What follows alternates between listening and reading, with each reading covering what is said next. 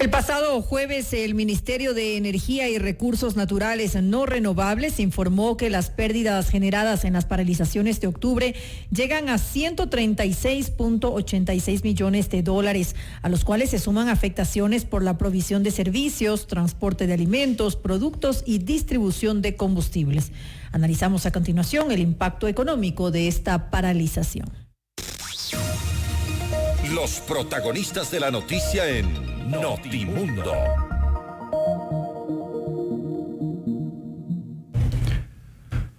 Así es, a esta hora está en nuestros estudios y le damos la más cordial bienvenida al ingeniero Lenin Pozo. Él es gerente de Petroamazonas. Ingeniero Pozo, bienvenido a Notimundo. Muy buenas noches. Buenas noches, muchas gracias a FM Mundo por hacernos esta invitación y darnos este espacio, porque es importante que la ciudadanía conozca respecto a la afectación de la producción de Petroamazonas, respecto a las paralizaciones ocurridas del 7 al 13 de octubre. De alguna manera se ha hablado ya en términos generales de un monto aproximado de las pérdidas. Lo que no hemos podido ahondar es qué es lo que ha producido estas pérdidas. Aparentemente, y según la lógica del presidente de la CONAIE, el país ha ahorrado porque simplemente no ha vendido el crudo que tiene en el subsuelo y ya lo venderá y a lo mejor en mejor precio. Bueno, quiero aclararles indicando que existen dos rubros importantes respecto a las pérdidas producto de estas paralizaciones. Durante del 7 al 13 de octubre se produjo una pérdida estimada de 1.5 millones de barriles que Petroamazonas dejó de producir al tener campos cerrados. Uh-huh. El producto de esta pérdida de producción, el Estado dejó de recibir aproximadamente 83.3 millones por concepto de ingresos petroleros. Uh-huh.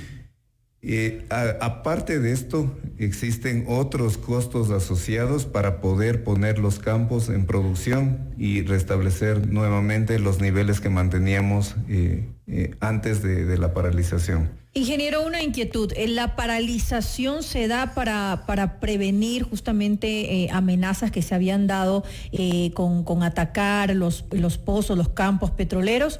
¿O se da también por daños que fueron causados a raíz de los atentados que ocurrieron dentro de algunos campos? Dentro son 20 campos que tenemos afectados. Hubieron varios escenarios. En unos campos fueron tomas de instalaciones por personas ajenas a la operación de manera muy violenta. Por ejemplo, en el campo Sacha fue muy violenta la toma, hubo personal técnico afectado, agredido. Bajo esas circunstancias de amedrentamiento, los técnicos tuvieron porque el pedido concreto era parar la producción. Dejar el bombeo. Sí, fueron a sectores estratégicos como, por ejemplo, los centros de generación, las facilidades de proceso. Bajo amedrentamiento, básicamente todo nuestro personal empezó en partes era apagados controlados, había otros campos que fueron apagados violentos. Bajo estas circunstancias, muchos campos hubo afectaciones a las instalaciones y a los equipos. Como les mencioné, 48.3 millones son asociados a los costos para poder restablecer. Se estima que aproximadamente 101 pozos fueron afectados. Para que entiendan un poco el proceso técnico, una vez que apago las centrales de generación, no tengo energía para los pozos, por ende los pozos se apagan en una forma no controlada. Las bombas eléctricas con las que se levanta la producción del petróleo fueron atascadas. Y para volver a poner en producción nuevamente los pozos se requieren torres de reacondicionamientos, que son unos equipos especializados. Esto quiere decir, ingeniero, que no es una cosa sencilla como apagar un switch y después de un tiempo volverlo a prender y sigue el proceso. Efectivamente, es un proceso complejo que arrancar un campo petrolero tiene muchos tenemos que cumplir muchos procedimientos técnicos y tomar en cuenta cómo responden los equipos. Es así que 101 pozos tuvieron inconvenientes en los arranques y aparte de eso hay pérdidas asociadas porque hubo actos vandálicos, destrucción de instalaciones, los cables eléctricos de las bombas en superficie fueron robados entiendo que el cobre tiene un precio en el mercado. Equipos de superficie, variadores robados, afectados. Entonces, ¿por qué hay un presupuesto asignado a remediación ambiental? El presupuesto de remediación ambiental, justamente por lo que les comenté, que eran apagados no controlados. Fueron, por ejemplo, los pozos tienen, algunos pozos tienen energía para fluir a flujo natural, que son optimizados con el diseño de las bombas. Se apagan las bombas, pero continúan fluyendo. Como son locaciones, hay muchas locaciones que están fuera de los campamentos y de las centrales de proceso. Nuestro personal operativo ya estaba cercado en las instalaciones, no podían salir, no había comunicación, entonces no llegaron a esos puntos para hacer el apagado total y controlado. Que ahí hubo una suerte de derrames. Exactamente, entonces a Petroamazonas le tocó realizar todas las labores de limpieza, contingencia y remediación de todos estos incidentes ambientales. Estamos dialogando con el ingeniero Lenin Pozo, él es gerente de Petroamazonas. Hablamos sobre los daños y los costos que ha representado a la estatal petrolera la paralización del bombeo de los pozos. Son 20 campos y 101 pozos que han sido paralizados entre el 7 y el 13 de octubre. A la fecha, ingeniero Pozo, podemos decir que estos 20 campos y estos 101 pozos están restablecidos, ¿se ha vuelto a la normalidad? Tenemos, el día de hoy reportamos una producción de 439,000 barriles equivalentes de petróleo. Antes de la paralización, la producción era de 437,000 barriles de petróleo equivalente. Luego de esos días que hubo esta pérdida de 1.5 millones de barriles, el personal operativo comprometido con el país, con la empresa, actuó de manera inmediata, doblegando turnos para tratar de restablecer los niveles de producción inmediatamente. Es así que en 5 días aproximadamente logramos llegar casi al 97-98% de la producción y actualmente, como ha continuado la actividad de perforación sobre todo, hemos ya recuperado los niveles de producción. Estamos hablando de que más o menos al 18-19 de octubre ya se restableció la producción de estos 20 campos y 101 pozos. Parcialmente, o sea, quedó, como les expliqué, hay pozos que necesitaron trabajos especiales. Adicionales. Tomó entre 7 y 15 días restablecer y poner al 100%. Hablemos ahora, ingeniero Pozo, de quién debe sufragar estos gastos. 136.86 millones de dólares que generó la paralización de la producción petrolera a causa de el movimiento indígena que de alguna manera obligó a los técnicos petroleros a suspender la producción. Petroamazonas EP, como empresa pública, al ver afectación a las instalaciones, al personal, a la producción, ha judicializado en las 3 provincias que tenemos los campos en operación, Sucumbíos, Orellana y Napo, ha presentado actos urgentes, denuncias. En total tenemos 78 procesos que han sido presentados a la justicia para que procedan con las investigaciones respectivas. También hemos recabado toda la evidencia en nuestros circuitos. En algunos campos tenemos circuitos de videovigilancia. Todos esos videos, la cuantificación de los daños materiales, fotografías, toda esa información ha sido presentada para que la justicia se encargue. Y ya hay algunos sentenciados con respecto a esto. Está el asambleísta Jofre Poma y también el gobernador de Sucumbíos, que han sido ambos sentenciados a 1 año 4 meses. Sí, ese corresponde a un proceso de Petroecuador que fue en las instalaciones de bombeo. Fue en Sucumbíos. Sí, en Sucumbíos, en las instalaciones de bombeo del SOTE de Petroecuador. Ese es un proceso que igual Petroecuador lo está manejando. ¿Y en el de ustedes, en Petroamazonas, hay sentenciados en este momento o todavía no? Están en la fase de investigación, como les comenté, 78 procesos que tenemos en marcha. ¿Estos procesos son penales, son civiles? ¿Buscan la cárcel, reprimir con cárcel a quienes hicieron esto o buscan una indemnización para Petroamazonas?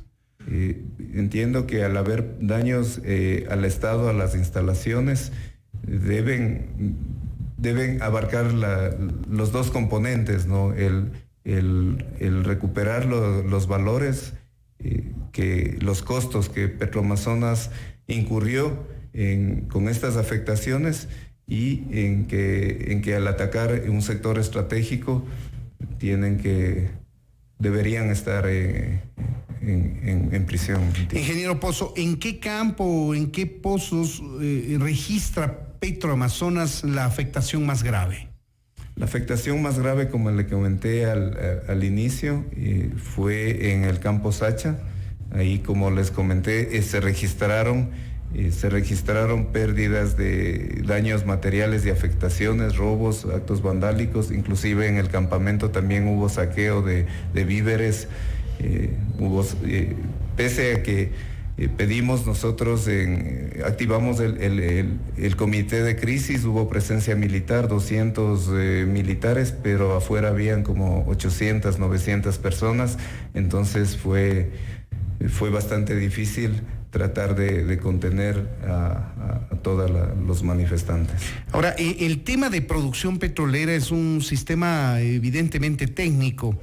¿Usted cree que hay personas con conocimiento técnico que saben en qué oficinas, en qué plantas presionar para conseguir su objetivo? Porque si me preguntan a mí a dónde yo debo presionar para que se suspenda la producción de un campo, de un pozo, pues simplemente no lo conozco, no lo sé, y seguramente eso pasa con la mayoría de ecuatorianos. Sí, es así. Sin embargo, como el principio fue, como les comenté, amedrentaron a nuestro personal operativo y querían que no se escuche el ruido de las máquinas operando. Entonces, en las plantas de generación existen máquinas que tienen sus niveles se escucha, es fácil escuchar las máquinas operando, entonces querían que las máquinas se apaguen, que no exista el sonido. No es que necesariamente tenían conocimientos técnicos. A un detalle técnico no, pero sí estratégicamente, al apagar la generación, no existe energía para los pozos y por ende no pueden operar. ¿Hay personas públicamente visibles que ustedes hayan identificado que de alguna manera encabezaron o participaron en estas manifestaciones que llevaron consigo la paralización de la producción petrolera? Sí, tenemos algunos videos, como les comenté, y están en proceso de investigación. ¿Y hay personas públicas o que se las puede reconocer, autoridades, dirigentes, etcétera, que ustedes puedan reconocer que participaron en estos hechos? Bueno, la justicia está investigando, pero todavía no tenemos un reporte oficial al respecto. Ingeniero, esto puede haber complicado también a largo plazo, es decir, negociaciones que podrían haberse dado con empresas internacionales que hubiesen estado interesadas y que por temas de seguridad ahora dan marcha atrás, es decir, ya no tendríamos esa inversión extranjera que estábamos esperando. ¿De alguna manera ha sido perjudicado también a futuro en negociaciones? Nosotros tenemos varios contratos en marcha con empresas privadas, tenemos alianzas estratégicas en algunos campos y de hecho había mucha preocupación porque parte del personal evacuado eran de esas empresas. Entonces entiendo que hubo la preocupación de las casas matrices respecto a la situación que vivía el país en el momento. Toda esta situación creo que subió el riesgo país y por ende el temor de los inversionistas de continuar en el país, ¿no? Nos quedan un par de minutos, ingeniero Pozo. Quisiéramos hablar brevemente sobre el perfil de producción para 2020 que tiene Petroamazonas. Ahora nos dijo, estamos con una producción de 439 barriles de petróleo por día. ¿Qué es lo que se prevé para el 2020? Bueno, el dato que le mencioné es la producción puntual reportada el día de hoy. Uh-huh. Quiero aclararle que a inicios del año nuestra producción era mucho menor, ha ido incrementando. La producción promedio diaria para este año es de 424,000 barriles de petróleo equivalente. Para el próximo año, nosotros estimamos subir la producción a 441 barriles de petróleo equivalente por día. Es decir, tenemos casi alrededor de 17,000 barriles de incremental respecto a la producción de este año. ¿Estos valores son solamente de la producción estatal o está aquí también la producción de las empresas privadas? No, esto corresponde específicamente a la producción de Petroamazonas. Uh-huh. Para llegar a esos niveles de producción, consideramos la perforación de 140 pozos y tenemos actividad, como les mencioné, tenemos alianzas estratégicas con la empresa privada. La última ronda que adjudicamos el año anterior para que realice la empresa privada las inversiones fue la ronda Oil and Gas, que ellos van a hacer una actividad bastante importante en los campos Cuyabeno, Oso y Uralpa, y también tenemos un contrato con Shaya, en donde se va a ver un incremental considerable en el campo Auca. El ITT es sin lugar a dudas uno de los campos que están produciendo o aportando un buen porcentaje a la producción petrolera. Así es. El ITT, el 1 de noviembre llegamos a un pico de producción de 86,000 barriles de petróleo por día. Es así que se constituyó en el campo, el principal campo productor de Petroamazonas. Para el próximo año esperamos iniciar con el desarrollo del Ispingo. El ITT abarca 3 campos básicamente, Tiputini, Tambococha y el Ispingo. Entonces, dentro del perfil de producción de la meta de producción que le mencioné, considera en el último trimestre del próximo año el ingreso de producción del Ispingo. Ahora, sin lugar a dudas, es un crudo más pesado y menos remunerado, por llamarlo de alguna manera.